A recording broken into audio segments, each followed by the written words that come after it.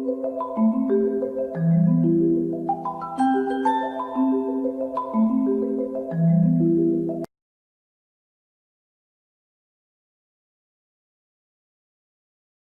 greatness of America. I want to hold with you today the greatness of America. Happy 4th of July on July 5th. We're in celebration of America today. And America is not only a place, America is a dream. And let's hold that dream together. And America is not only a place, America is an inspiration. And let's aspire together to the best principles of American democracy. And let's hold together the imperfection and the tragic flaws of America, because greatness and tragic flaws are not contradictory either in individual human beings or in great countries. So I want to say something, and I want to say it with full commitment and full passion. I've studied history intensely. I know of no country that rivals the greatness of the United States of America in world history. It's a big deal. Does America have tragic flaws? Of course it does. Did America have slavery? Of course it did. And the entire rest of the world had slavery because consciousness had not evolved to a place in which slavery was recognized as the horrific evil that it was. So the issue is not did America have slavery? Of course it did, but so did the entire rest of the world. The issue is, what did America do with slavery? And America abolished slavery, and Americans killed Americans in a tragic war in which hundreds of thousands of white males sacrificed their lives to abolish slavery. It's a big deal. It's a big deal. America's a great country, and it wasn't over then. And then you had racism that remained in America and in the rest of the world. You had Jim Crow laws, right? And you had voter suppression, right? And you had redlining. And there's no question that there's a systemic structure today in which there's a part of the society which is at the bottom rung of the ladder that doesn't know a way to climb the ladder. It's not available. You can't climb the ladder. That is a violation of America, of the great aspiration of America, of the great dream of America. So let's dream. Let's take the next step. Let's evolve love. Let's evolve culture, and let's evolve consciousness. But let's not take it from a place where we say, stay really close with me, we're going to transform the whole thing. It's a mess. That's what the Khmer Rouge said in Cambodia. Right? Let's restructure the whole thing because it's all terrible. Right? That's dangerous. That's Maoism.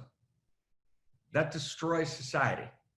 Right? We're going to restructure the whole thing so due process doesn't matter anymore. Due process matters. Due process, it took us literally the entire evolutionary spiral to get to the momentous breakthrough of due process. That every human being, regardless of the color of their skin, it's based on the content of their character and available evidence, is judged by careful information gathering and evidence in a fair system. Now, is the system fair for everyone? No, it's not. We have to demand its fairness. We have to stand for justice. Wow, that's a big deal. And in Minneapolis, Derek Chauvin is going to probably go to prison for the rest of his life if he's convicted in a court of law. And the Minneapolis Police Department is being dismantled, right? Actually, justice is beginning to happen, and that justice has to spread throughout the land, but it has to come from a context of the celebration of America. And I celebrate America. America stepped in and ended World War I, right? Literally, right? And Britain and France did really important things. America stepped in and ended the war. America stepped in and triumphed over Nazism, right? In World War II. 38,000 Americans died in the Korean War so that half of Korea, South Korea, is not under the totalitarian brutality, right, of North Korea. America is challenging, not the Chinese who are beautiful, but the Chinese Communist Party, which is an incarnate Maoist-like evil in the world today. And we were afraid to call Stalin evil, right? Communism under Stalin and Lenin, right, unleashed more brutality on human bodies than any other force in history, including Nazism. Wow. And so America's actually said, is America perfect? No. No, of course America isn't perfect. Is America filled with, all sorts of flaws? Of course it is. But we have to stand, as Barack Obama said correctly, for the American dream. For the American dream. Do you know that there are more Black Africans in America who came in the last 50 years than who came to America through slavery? Why? Didn't they get the memo that America was a terrible country? Well, no, they came because, do you know that, right, in the world evaluations this year, after all of the leadership tragedy in America, this year, right, in the recent Gallup poll, right, the highest rated country, 22%. The next was Canada at 6%, the highest rated country in the world to actually come and immigrate, to have opportunity, was the United States of America. I'm proud of this country, right? And I challenge this country, my country, pledge allegiance to the flag, right? And I hold, and we hold together, the greatness of the American dream and the greatness of the founding fathers and the founding mothers. And we know it's an evolving story. We know that. And we know if you read Buddha's statements on women, they're terrible, because Buddha was caught in the culture of his time in his relationship to women. And America was caught in the structures of culture of its time as it emerged, but it set out ideals, right, which were beyond imagination. It's the great American dream. We got to take America back again, right? We got to take America back again, right, in a shared great American story of values, in which America is not American exceptionalism, we're the best. It's more like we have a unique role to play in the unique self-symphony. And we stand together, or with every nation of the world, each of us playing our unique self-instrument in the unique self-symphony. Each of us, each nation is a unique self. Does everyone get that? Each nation is a unique self, a unique configuration of evolutionary love, right? Right? Each nation is not a melting pot, but is a gorgeous configuration of human beings, of races, of colors, of religions, right? Of beliefs. But there's a bigger story. And that bigger story, right? It's not enough, but the story of America is a start, and it's a critical start. So I want to just stand for that together. And I want to ask, right, Christina Amelon, right, if you can, right, let's actually bring on Whitney Houston, right, who's one of my favorite human beings, and blessings to you, Whitney.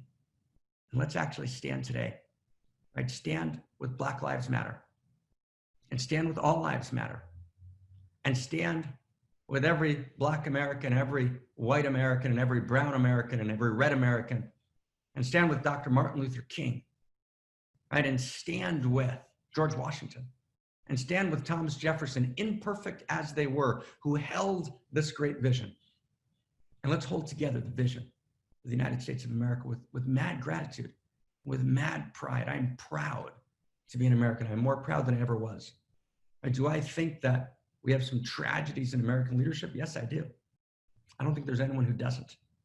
Right? Regardless of policy, there are some great tragedies in American leadership, and that'll get reconfigured. But don't lose sight, right? Star-Spangled Banner, right? America, right? Whitney Houston, right? Take us inside.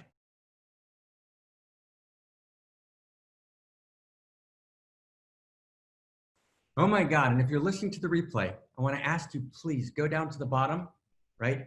That link is there to Whitney Houston singing the Star-Spangled Banner before the Super Bowl. And I was with my son, right? My son, Zion, who's 9 years old, just a few months ago. And we went to a game of the San Jose, I can't even remember the name of the team. It was a soccer team. And Zion's madly into soccer, right? And at the beginning of the sporting event, they did the Star-Spangled Banner, and just tears were rolling down my cheeks. I'm like, wow, I am so proud. Do you remember the movie, friends? Remember the movie by Tom Hanks? And Tom, blessings to Tom, who got corona, right? And he's had a hard ride the last couple of months. Tom Hanks made a movie called Saving Private Ryan. Do you remember the opening scene? The opening scene was like unbelievable. It was these boys. And by the way, white and black males, right, together, loving each other, holding a vision, pouring out onto the beaches of Normandy, knowing they were going to be killed, knowing most of them wouldn't survive the attack. Americans, right? And they stood for a better world. They stood for one love, and they stood for one heart, and they stood for one eros. Wow. One of my teachers was named Moses Feinstein. Moses Feinstein, he was a little man. He was the most genius mind, maybe ever. He was about yay high. He wrote 50, 60 volumes of legal decisions of law, right?